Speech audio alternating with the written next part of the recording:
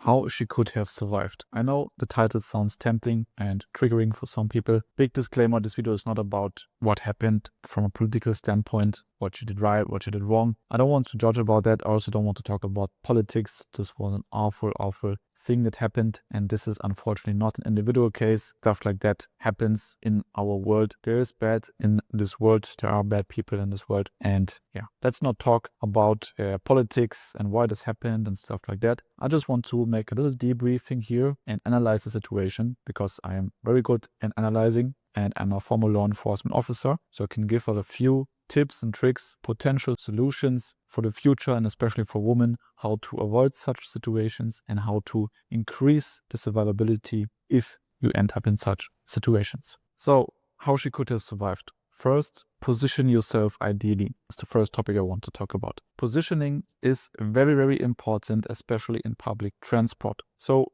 if we break it down, she came through this door. It's the other door on the other side of the bus. She came through this door and positions herself here. We don't know why she chose this seat to sit on, but this is just what she chose. And the better option would have been this seat, and I will explain why. First of all, she came into the bus. She looked, I think, first to the right and to the left. So here, no chance to sit. Would be weird to ask him to move. Here, the same. This one was free. We don't know what happened here, if there's a reason why she didn't choose this sit here. She chose this one. So she go to her left, and on this picture that most of you already know, you see where she sat. And I think this would have been a better option. We will explain also later why. But yeah, it is what it is. So she decided to sit here. We don't know why she not sit in the back, potentially because for her this seems the most comfortable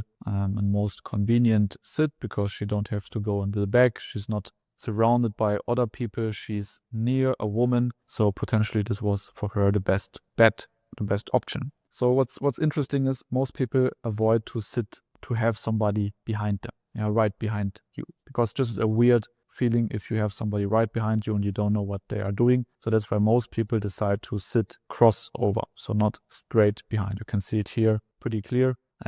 If they sit behind, then there's usually one place. This is just naturally because it feels more convenient to not sit right in front of somebody. In this case, we could talk about if she would have sat here and slightly to the right. So in her peripheral vision, she would have seen him earlier. She potentially could have stand up. She potentially could have put her legs, tried to kick him in between him and her. Potentially, she could have increased survivability. We don't know. But you cannot do that if you sit here. If she would have sat here and would slightly bend it inwards so that she sees more, because you should always sit so that you see the most of the room, potentially she could have avoided a deadly step and just got injured. Potentially. We don't know, but this would a potential version how this could have ended not deadly, and something to consider. But for most people, it won't feel natural to sit straight in front, but from this perspective, it looked like if she would have sat here, would be bended a little bit inwards. She potentially could have seen him earlier. She could potentially see in her peripheral vision that he's preparing the weapon. You can see in the video that he's it's like a razor blade or something like that. She potentially would have noticed that earlier, the threat, could go away or could scream or whatsoever, but you don't see it when you sit here. But like I said, it's really hard to say now. This is just from this vision. We don't know what went through her head, why she decided to sit here. And like I said, it's all could have, would have, but potentially this would be one scenario where she could have survived. Especially also this one, also here the chances of surviving would have been higher. Let's say he still wanted to stab her. He would go up to her. She potentially would have seen him earlier. She potentially could go away, and she potentially could have at least tried to defend herself. Put her legs between him and her, try to kick him away, and potentially this person could have helped her because he's sitting right across. But like I said, just potential solution.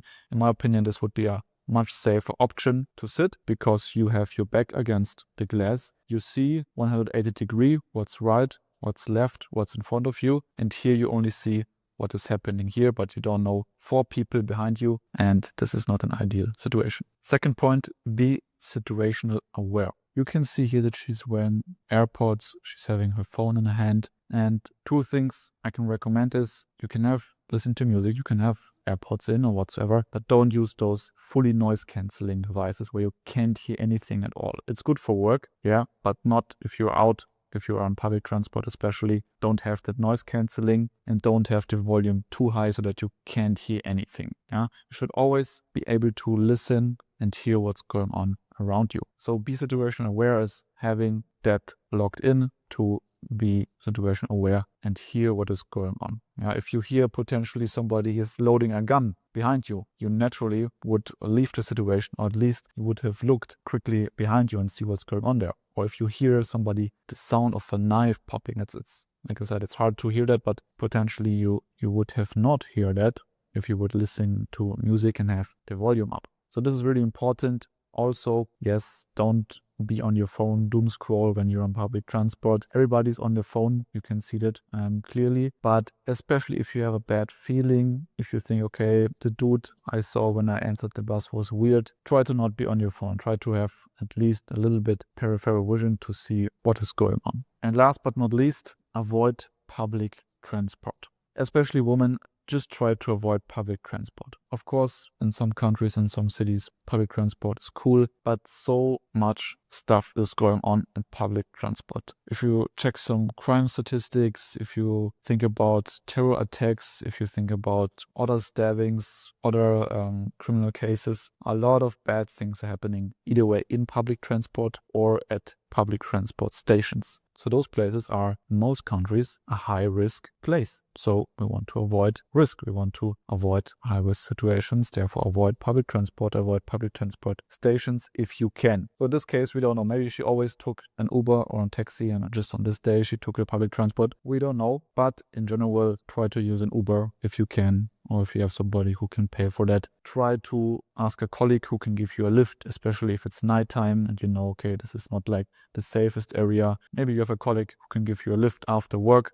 because it seems like she came from work. So those would be much safer options. I don't say that nothing can happen then, you're safe, but just to avoid risk, avoid public transport, this would be one suggestion I will give you here. And yes, those are the 3 points. So position yourself. Ideally, take a place, take a sit where you have the most overview, where you see the most, where you don't have somebody behind you, especially not suspicious people. If you see suspicious people while entering a public transport, whether go to the non-suspicious people, whether go to the women's group instead of the men's group, where you think, okay, they could get a problem. I know this is very subjectively, and in this case I say judge people, because our subconscious mind is judging people anyways and everything. We always want to put things into boxes, and in this case doing that, in my opinion, is completely right and is our survival instinct. Because if you judge somebody, judge a situation, a person who's suspicious, that's our subconscious mind to help us to survive. So in this case, yes, judge people and try to increase your survivability. And like I said, last point, try to avoid public transport if you can. Somehow try to avoid it. And that's it. Those are my points I want to give you, I want to share you.